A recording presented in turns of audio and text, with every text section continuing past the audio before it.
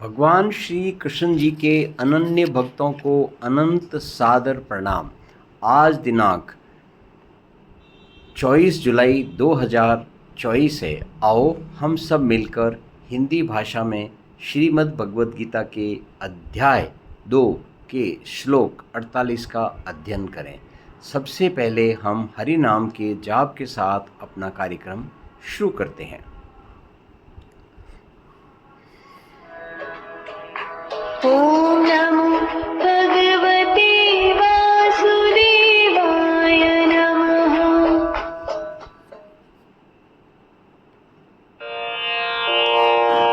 योगस्थः कुरु कर्माणि संगं त्यक्त्वा धनञ्जय। सिद्ध्यसिद्ध्योः समो भूत्वा समत्वमयोग उच्यते।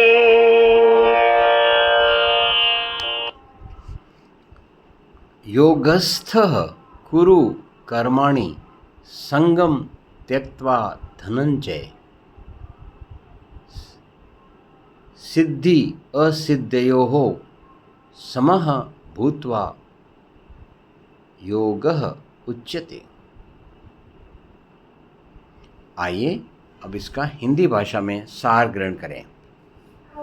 हे धनंजय, तू आसक्ति को त्याग कर सिद्धि असिद्धि में सम होकर योग में स्थित हुआ कर्म कर। संभाव ही योग कहलाता है। विस्तृत व्याख्या फिर से देखें।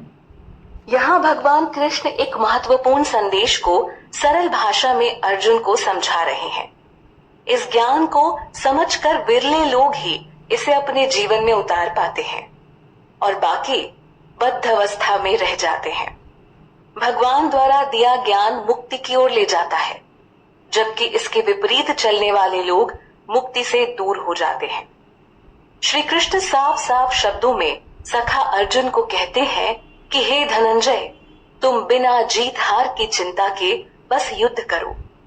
किसी भी चीज के प्रति आसक्ति यानी लगाव मनुष्य को उसके कर्म से दूर ले जाता है, जो वास्तव में उसे पूर्ण करना चाहिए था।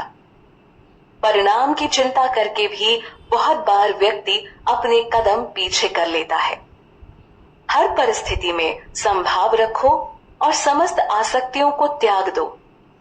ऐसे स्थिर मन से किया गया कर्म ही योग कहलाता है।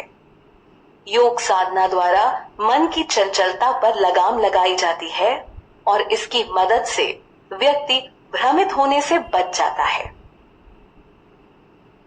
आइए अब हम इसे इस भाषा में और भी स्पष्टता ग्रहण करें।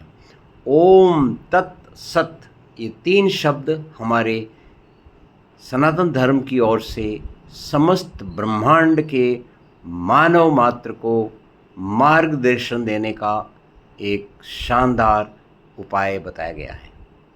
आज के कंप्यूटर युग में हो या अनंत समय पूर्व केवल भोजन की तलाश हो, उसमें भी ये ओम तत् और सत बिल्कुल सत्य स्थापित था, जिसका व्यवहारिक मतलब है इनपुट, प्रोसेस और आउटपुट। भगवान श्री कृष्ण जी श्रीमद् भगवद गीता के अध्याय 2 के श्लोक 46 में इसी बात को अर्जुन को समझाते हुए कहते हैं कि फल यानी आउटपुट की आसक्ति तू छोड़ दे।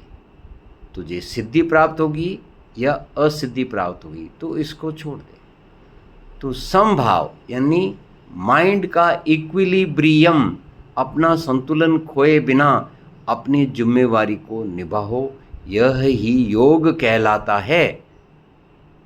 इसका मतलब हमारी जिम्मेवारी अपने जिम्मेवारी को निभाते समय केवल इनपुट और प्रोसेस में पूरा मन लगाकर काम करने का है। उसका फाइनल आउटपुट क्या होगा उससे हमें कोई मतलब नहीं। एक सैनिक जम्मू कश्मीर के अंदर आतंकवादी ऑपरेशन में काम कर रहा है।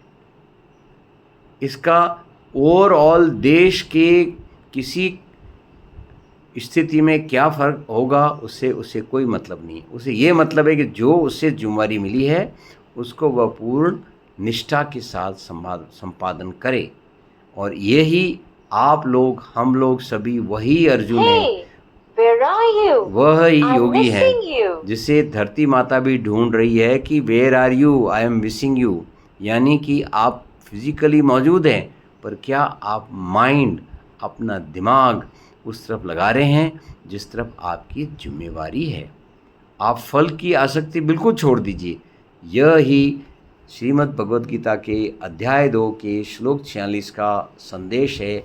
आइए अब हमें इसे संगीत की भाषा में ग्रहण करें। आसक्ति सब तज, सिद्धि और असिद्धि मान समान ही। योगस्थ होकर कर्म कर, है योग समता ज्ञान ही। योगश्च चित्ति वृत्ति निरोधः, ये सब जगह आपने योग की परिभाषा पढ़ी है, पर यहाँ पर आपको योग की असली परिभाषा मिली है श्रीमद् भगवद गीता के अध्याय 2 श्लोक 48 में। समभाव ही योग है, दैट्स ऑल।